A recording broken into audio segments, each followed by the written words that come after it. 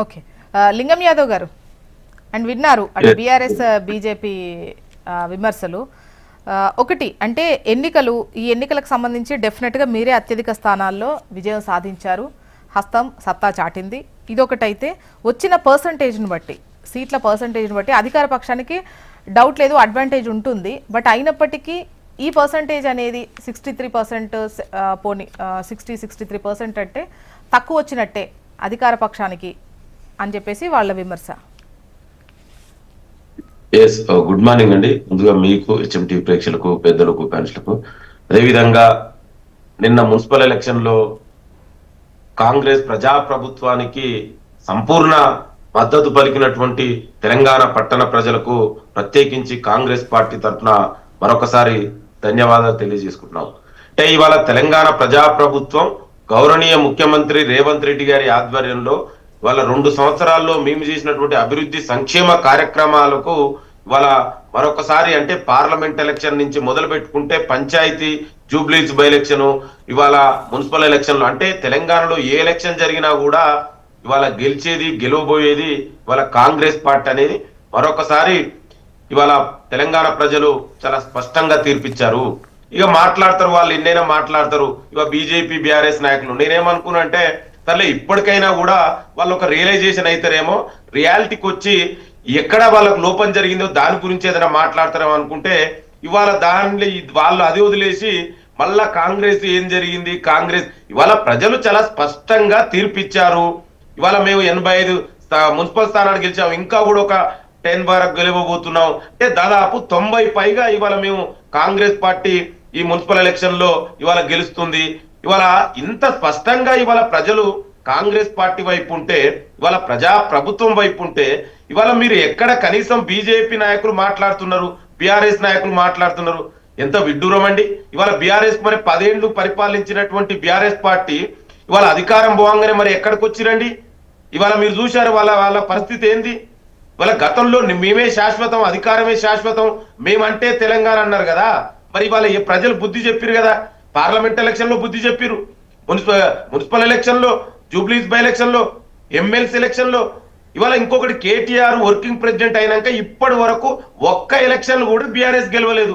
ఇప్పటికైనా మీరు రియలైజేషన్ కండి, మిమ్మల్ని ఎందుకు ప్రజలు ఆదరిస్తలేరు, మిమ్మల్ని ఎందుకు ఇంకా ప్రజలు చీదరించుకుంటారో దాని గురించి ఒకసారి ఆలోచించండి, ఇంట్రాస్పెక్షన్ చేసుకోండి. ఇవాళ మేము ఇవాళ ప్రజాప్రభుత్వం అభివృద్ధి సంక్షేమాన్ని నమ్ముకున్నాం.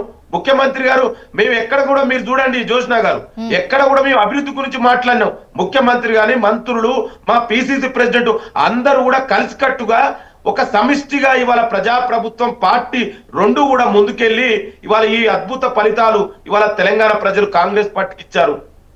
ఇవాళ బీజేపీ నాయకులు మాట్లాడతారు, ఎవరండి మతం గురించి రాజకీయాలు చేసేది ఎవరండి? మనకు తెలియదా? కొత్తగా చెప్పాలా? నిర్దిష్టంగా తెలంగాణకు బీజేపీ ఏం చేసిందో ఒక్క రోజైనా మీ నాయకులు చెప్పారా? మేము తెలంగాణకు మోసం చేశాం, 11 సంవత్సరాలుగా కేంద్రం నుంచి నిధులు తీసుకురాలేదు, మమ్మల్ని క్షమించండి అని చెప్తే ప్రజలు మిమ్మల్ని గుర్తించేటోళ్ళేమో. మీరు ఎంతసేపు భావోద్వేగాల రాజకీయాలు చేసేది ఎవరండి? ఈ మత రాజకీయాలు చేసింది మీరు మాట్లాడితే ఎట్లండి?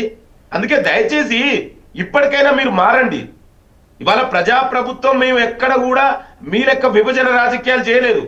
మేము అభివృద్ధిని నమ్ముకున్నాం, సంక్షేమాన్ని నమ్ముకున్నాం. మేము చేసినటువంటి ఇవాళ అభివృద్ధి సంక్షేమ కార్యక్రమాలు ప్రజలకు నచ్చినాయి, ప్రజలు మా వైపు ఉన్నారు. అంటే 2 సంవత్సరాల ప్రజా పరిపాలనకు ప్రజలు ఇచ్చినటువంటి స్పష్టమైన తీర్పు. ఇవాళ ఏ ఎలక్షన్ అయినండి మేము ముందే చెప్పినాం 82-90% గెలుస్తామని. ఇవాళ డెఫినెట్ కూడా అదే జరిగింది. ప్రజలు అంత స్పష్టంగా తీర్పిచ్చారు. ఇవాళ ఇంకా లింగం యాదవ్ గారు, మీరు పెట్టుకున్న టార్గెట్ కూడా 90%, బట్ 63% వచ్చింది.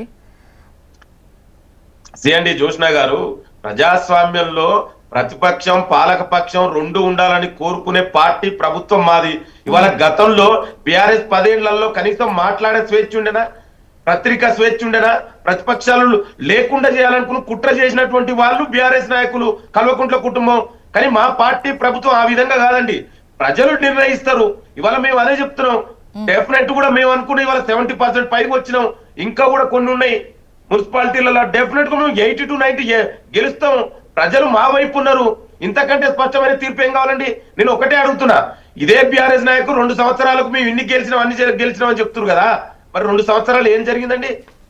అంటే ప్రజలు మిమ్మల్ని ఆదరిస్తలేరు కదా, చీకొట్టిరు కదా. మీ గడిల నియంతృత్వ పాలన మాకొద్దురా బాబు, ప్రజా ప్రభుత్వం కావాలని ఇవాళ ప్రజలు మా వైపు ఉన్నారు.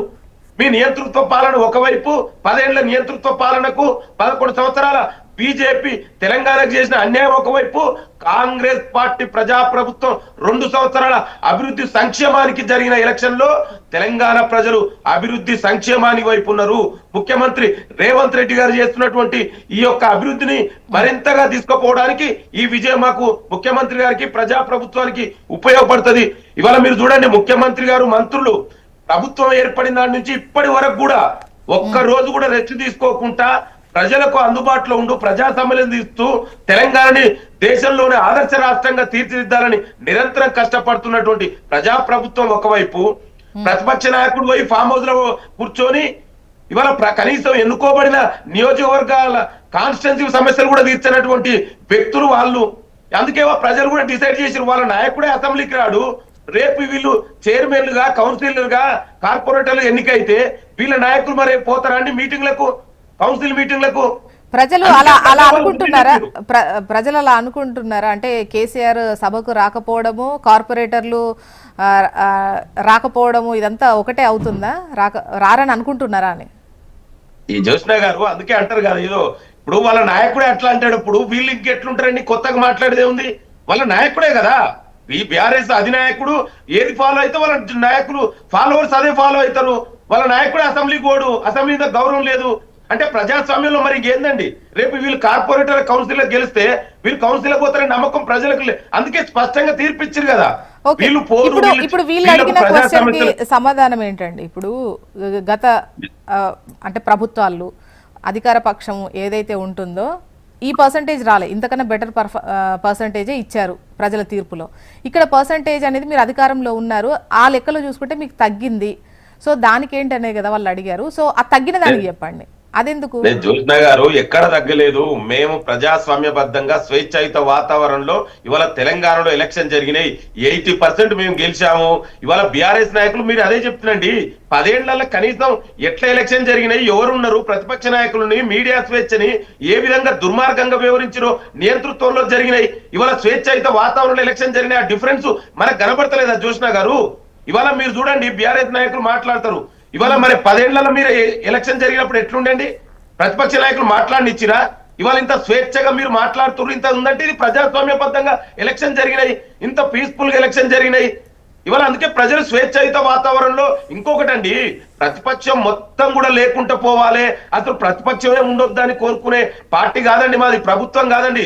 ప్రజాస్వామ్యంలో పాలకపక్షం ప్రతిపక్షం 2 ఉండాలని కోరుకుంటున్నాం. ప్రతిపక్ష నాయకులుగా మీ బాధ్యత నిర్వర్తించాలని కోరుకుంటున్నాం. ఒక కన్స్ట్రక్టివ్ క్రిటిసిజం చేయండి, ఈ ప్రభుత్వానికి సలహాలు సూచనలు ఇవ్వాలి, ఆ విధంగా కోరుకునే పార్టీ ప్రభుత్వం. సో మేము అట్లేం లేదే, 80% పైకి గెలిచినాం. ఇంకా ఎంత స్ట్రైక్ రేట్ ఇంత ఏందండి? 80 ఇంతకంటేనా? ఇవాళ డెఫినెట్ ఇంకా మా అలయన్స్ ఇప్పుడు కొన్ని ఇండిపెండెంట్లు ఉన్నారు. ఇవాళ సిపిఐ మా అలయన్స్ పార్ట్నర్ ఇప్పటి వరకు అయితే 80 రాలేదు. ఈ హంగ్ సిచ్యువేషన్, ఈ స్థానాలను బట్టి మనం లెక్క కట్టుకుంటే బెటర్ ఏమో. ఇంకా 63 దగ్గరే ఉన్నారు. మేము మేము మొదటి నుంచి అదే చెప్తున్నాం. మా పిసిసి ప్రెసిడెంట్ మహేష్ కుమార్ గౌడ్ గారు కూడా చాలా స్పష్టంగా చెప్పారు 82-90 అని. మీ ఎక్స్పెక్టేషన్స్, సీఎం గారేమో 90% కన్ఫర్మ్ వస్తుంది మనకి, ఇంకా కాస్త కష్టపడితే ఇంకా ఎక్కువ వచ్చే ఛాన్సెస్ ఉన్నాయి, కష్టపడండి అని మీకు సూచించారు. ఇంకా ఆ తర్వాత కూడా 80% వస్తుంది అని అనుకున్నారు. ఇప్పుడు వచ్చింది 63%. ఇప్పుడు 37 మున్సిపాలిటీలో హంగ్ సిచ్యువేషన్ ఉన్నది, అవి తేలిన తర్వాత ఈ పర్సంటేజ్ మళ్ళీ మార్చుకుందాం. కానీ ప్రస్తుతానికైతే కాంగ్రెస్ కే వచ్చినటువంటిది 63. అదే ఒప్పుకుంటారా ఒప్పుకోరా? 60 కాదు, 70++ ఇంకా 8 అనేది 70+60 కాదు. మీరు కైండ్ మార్క్ మీరు ఒకసారి కరెక్ట్ చేసుకోండి. 70+, డెఫినెట్ గా 75% అట్లుంది యావరేజ్ గా. సో డెఫినెట్ గా మేము 80% స్థానాలు అంటే ఇప్పుడు 100కు 80 స్థానాలపై గెలిచినంటే ఇక ఇంతకంటే ఇప్పుడు మన స్కూల్లో కూడా డిస్టింక్షన్ ఎంత ఉంటదండి? కాలేజీలో కానీ స్కూల్లో కానీ డిస్టింక్షన్ అంటే 70+. ఇంకా మేము అంతకంటే 80%కు వచ్చినాము. ఇవాళ ప్రజలు మా వైపు ఉన్నారు. మేము కూడా పాలకపక్షం ప్రతిపక్షం కలిసి రండి, మీరు సమస్యల గురించి మాట్లాడారు. డెఫినెట్ గా అత్యధిక స్థానాలు కాంగ్రెసే కైవసం చేసుకుంది, డౌట్ లేదు. 66 స్థానాలకు సంబంధించి మీకు స్పష్టమైనటువంటి ఆధిక్యం ఉంది. 66 మున్సిపాలిటీలు గెలిచాము. ఇప్పటి వరకు జ్యోత్స్న గారు 85 మున్సిపాలిటీలు, 4 కార్పొరేషన్ గెలిచాం. ఇంకొకటి మా మిత్రపక్షం అలయన్స్ అయినటువంటి సిపిఐ గారు కొత్తగూడెం. సో ఓవరాల్ గా ఇంకొకటి డెఫినెట్ కూడా మేము ఇంకా అక్కడ కూడా గెలుస్తాం. ఇంకొకటి కూడా ఉంది, అంగు కూడా ఉంది డెఫినెట్. అందుకే ఆన్ ద రికార్డే జ్యోత్స్న గారు. ఇట్స్ నేను ఏదో అది చెప్పడం కాదు కదా, ఇట్స్ ఆన్ ద రికార్డే. 85 మేము గెలిచాము, 4 కార్పొరేషన్ గెలిచాము, మా మిత్రపక్షం ఒకటి గెలిచింది, ఒకటి బీజేపీ, ఇంకొకటి అలా అంగుంది. డెఫినెట్ కూడా అక్కడ కూడా మేమే గెలుస్తూ పోతున్నాం. ఎందుకంటే ప్రజలు అందరూ కూడా వాళ్ళ మేము చేసినటువంటి అభివృద్ధిని చూసి ప్రజలు మా వైపు ఉన్నారండి. బీజేపీ బీఆర్ఎస్ నాయకులు మాట్లాడుతున్నారు ఎంత దుర్మార్గంగా. వాళ్ళ హామీల గురించి ఒక్క నిమిషం హామీల గురించి మాట్లాడతారు. హామీల గురించి వాళ్ళు మాట్లాడారు కాబట్టి నేను చెప్తున్నా, ఇప్పటికైనా మీరు మారండి. 2 సంవత్సరాలలో మేము ఇచ్చినటువంటి హామీలు ఎన్ని ఇచ్చాము ఏం చెప్పాలో చెప్పమంటావా? 10 ఏళ్లలో మీరు ఎన్ని హామీలు చేసిరు, ఎన్ని అమలు చేసిరు? 11 ఏళ్ళుగా బీజేపీ వాళ్ళు రైతుల గురించి కూడా బీజేపీ నాయకులు మాట్లాడితే ఎంత దుర్మార్గం అండి. ఇవాళ మొన్ననే దేశవ్యాప్తంగా 12th నాడు దేశవ్యాప్తంగా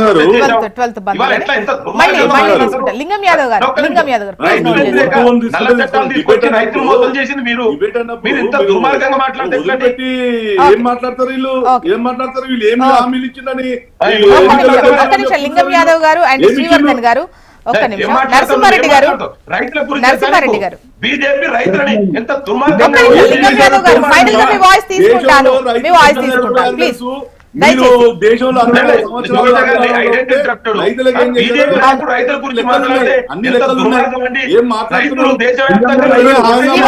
శ్రీవర్ధన్ గారు ప్లీజ్ దయచేసి మీ టర్మ్ అప్పుడు మాట్లాడండి, జనాలకు అర్థం కాదు. ప్లీజ్ నరసింహారెడ్డి గారు మాట్లాడండి.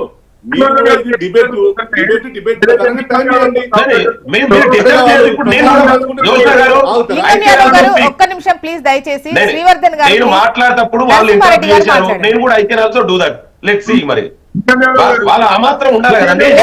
నరసింహారెడ్డి గారు శ్రీవర్ధన్ గారు వాళ్ళు ఇద్దరు మాట్లాడినప్పుడు నేను ప్లీజ్ దయచేసి ఒక్క నిమిషం. నరసింహారెడ్డి గారు కాదు ఒక విషయం, మీరు టైం ఇచ్చేది అందరికి ఈక్వల్ ఇవ్వండి. మీరు ఒకరికి ఇచ్చి ఒకరికి బంద్ చేయడం కరెక్ట్ కాదు. ఒక్క నిమిషం శ్రీవర్ధన్ గారు మీరు అనేది నాకు అర్థం కాలేదు, మళ్ళీ ఒకసారి చెప్పండి ఏంటి. మీరు సమయం ఇది డిబేట్ డిబేట్ లో అందరికి అవకాశం ఇవ్వాలి. ఏకపక్షంగా ఇప్పుడు మీరు మాట్లాడారా లేదా శ్రీవర్ధన్ గారు? మీరు డిబేట్ చూడండి, టైం చూడండి. టైం ఏంటి? ఇప్పుడు మీరు చెప్పిన వాటికి అధికార పక్షం సమాధానం చెప్పాలి, శ్రీవర్ధన్ గారు మాట్లాడిన సమాధానం చెప్పాలి. అధికార పక్షం ఖచ్చితంగా అందరికీ జవాబు చెప్పాలా వద్దా? మేబీ 1 మినిట్ అలా ఎక్కువ వచ్చి ఉంటది ఏమో కావచ్చు. అందులో నేను అడిగిన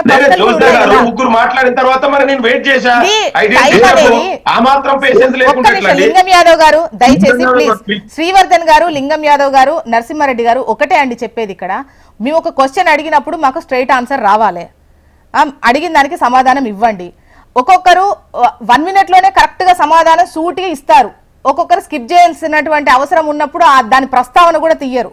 సో ఒక్కోసారి 1 మినిట్ కొలమానం సమయంలో వేసుకోకండి దయచేసి. మీరు మీ పార్టీ వర్షన్ను, మీరు చెప్పాలనుకున్నది, వాళ్ళ వైఫల్యాలు ఏమైతే ఉన్నాయో అవి కరెక్ట్ గా మీ పాయింట్స్ వెళ్ళాయో చూసుకోండి దయచేసి. నరసింహారెడ్డి గారు మాట్లాడండి. జ్యోత్స్న గారు, లింగం యాదవ్ గారు ఏదైతే మాట్లాడారో ఇందాక, అదే విధంగా శ్రీవర్ధన్ గారు కూడా మాట్లాడడం జరిగింది. లింగం యాదవ్ గారు మాట్లాడతారు సంపూర్ణ మద్దతు ఉంది మాకు, తెలంగాణలో ప్రజలు సంపూర్ణ మద్దతు ఇచ్చిరని మాట్లాడతారు.